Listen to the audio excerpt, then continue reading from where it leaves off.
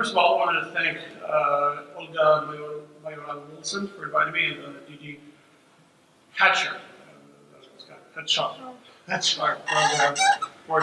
to Texas State. This is my second time here. I came here originally about 2.5 years ago, immediately after the nomination for the book award. But I'm not here to talk about that. I'm here to talk to you guys about a couple of things. But primarily, I'm here to tell you about the practical cost of earning a college degree versus the social cost of that same degree, or more precisely, not earning one. By that I mean, I'm hoping to clarify to you at this stage of your life what it really means to walk out of here without documentation, with documentation, or without it.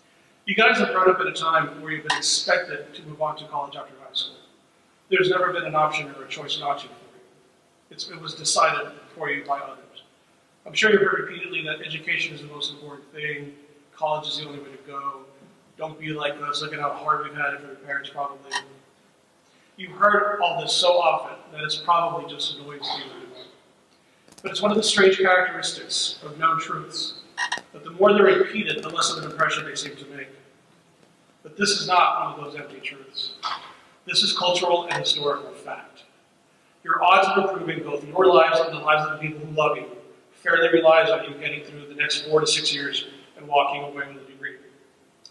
And I'm being optimistic there because, let's face it, some of you will need a lot more time than 6 years. But there's no real dishonor in that. Tough crap. That's usually a laugh. I made that mistake when I was your age. I made a bad choice in my early 20s, and I paid for it over and over again for years after. But I'll talk more about that in a bit. So what does the degree actually mean? Let's just say you make it through and you graduate, and now you're either in a post-grad program or out in the private business world. What does it really mean to you in the day-to-day? Does it certify that you're smart now? That you're elite? No. It means you have options. It means that from that point on, you have more power and more opportunities to make your own choices, rather than having your circumstances make your choices for you. And forgive me, this sounds a bit nationalistic, but it means that you have more freedom to make your own future than someone who did not earn their degree. And you're going to hear that a lot, and you'll hear it as a pat answer and observation. You are now educated. That's where it starts becoming noise, at least it was for me. That's where people are selling the degree and you short. This is the real practical message a degree says. It says this person can navigate an institution and its policies and rules in pursuit of a complex goal, can independently manage tasks and endure discomforts in pursuit of that goal, and finally can manage themselves and their finances in a manner befitting an adult in reaching that goal. The education part, it's a component, but it's certainly not all of it. And that's a broad spectrum, and sure, there's a lot of holes in that statement, but there's a lot of truth in it too. I mean, the education is certainly a benefit, especially in sciences like medicine, because you wouldn't want a doctor or a dentist who made it to college just on being handsome. But what I'm really saying is that education is just a component of the larger practicality of the social message that it sends. What it means is whether it was intended to or not, college is designed to weed out people like I was back when I was your age. I wrote about my family in my first book, which is hopefully being flashed behind me like a slogan from North Korea.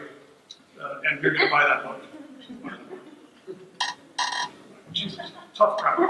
In it, I chart out how college for me was not a realistic idea.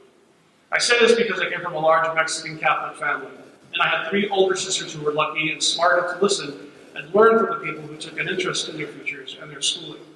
So they were able to make the transition from high school to college and then flourish with help and advice, versus my older brother and I, who felt military was the only opportunity that we had at the time.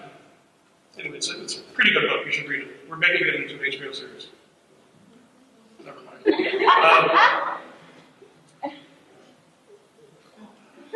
Hold on, I lost it. Salma Hayek is my pretty I go on about my HBO. Oh, I've been to her house in Beverly Hills. She's got a dog in Pepita. Anyhow, I backed out of the military at the last minute and was able to get it to Texas A&I, where I proceeded to behave like I did back in high school.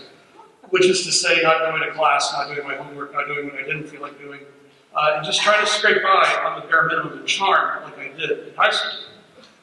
I actually lasted for 2 years like this before I decided that since I wanted to be a writer anyway, I could probably skate by on talent alone because I was full of hubris. I was young, and I didn't really understand how the world actually works. So I dropped out of school and began selling my talent for cheap, real cheap. So cheap that I had to have other jobs while I worked as a writer. Now, there's a long list of newspapers where I wrote both here and in Texas and in Seattle that I can list here, along with a number of pizza places, call centers, bars, print shops, retail stores. I did anything I could my life entire just to keep myself afloat, hoping that I would eventually break through. But it never happened because I didn't have a choice to work where I felt I belonged, where I was the strongest. I didn't have options because I didn't have a degree. Meaning I could never write at the professional level I wanted to, and just maybe at the smaller publications or as a content provider for crappy websites, which is bad work. Bad work. What I did have, though, was a bill from the state of Texas for those loans from the 2 years of college I missed way back when I was 20 and 21. And if you think the state of Texas is going to forgive and forget a bill like that, then you've been a sheltered, privileged person from another nanny state. Because I'm here to tell you, they will absolutely not forget an agreement they made with you when it comes to money. And it will be compounding interest. I was 35 when they got it to me. I was stupid enough to think that moving out of state, I could leave my past behind, leave my family and legacy behind, even my debts, and start from scratch and make something out of myself where nobody knows me. None of those things came true. And when the state of Texas came knocking in the form of a garnishment, you guys know what that is? No. Garnishment? Garnishment is when you're basically being sued and they find you at your place of employment and they take a percentage of your paycheck every 2 weeks or however. In this case, I was like knocked back like 30% or 25% of the paycheck, which was devastating at the time. That's a garnishment. Hopefully you'll never experience it. Now, at this point, I just about wanted to throw my hands up and quit, and running and hiding like I used to. But I couldn't. I was stuck because I had no options. And at this point in my life, I was making an average okay salary, but it never felt like enough. Certainly not enough to settle down and raise a family. And again, I lost an opportunity with someone I would have otherwise wanted to marry, which was heartbreaking at the time. I couldn't offer her the life she deserved, and we both knew this, and she eventually moved on. And this was a direct consequence of my decision in my 20s. And now on top of that, I was losing 30% of my salary for quitting on my degree. And it took me over 2 years, but I paid enough on that accrued interest because, oh no, Texas does not mess around when it comes to collecting on your loans. It's like a pissed off loan shark with hemorrhoids. Sorry, I should have said that. If I had originally stuck to the, now this is what's really interesting. Had I originally stuck to the degree plan and actually made it all the way through, I would have ended up paying about the same amount of money with a degree versus paying all that money and not having a degree because I quit. Just a little bit of insight for you. Anyhow, much more. There's other aspects of this that I never really admitted to anybody. Not really out loud. It's so utterly humiliating. If you ever find yourself in a situation like this, when you're in a project or a work situation and you excel at your job, and you're clearly the shining star of your project or department or whatever, but there's an opportunity for advancement or promotion, but because you don't have that degree, instead, some dim-witted, undeserving drone gets in a position because he or she does, and you do not. There's just only so much that you can take from that as you go through your life. Having said all that, the practicality part of this monologue, it feels like I'm hinting around the word money quite a bit. And I am, I guess. And so is everyone else who talks to you about getting a degree. It is in the end an investment in you, and it pays out in dividends, like when the state of Texas comes to get its money after 10 years of interest from me. Gee, you guys, it's really tough crap. But it's more than money. It's hope. It's a magic door where there wouldn't be if you didn't have it in a lot of situations. Like perhaps this.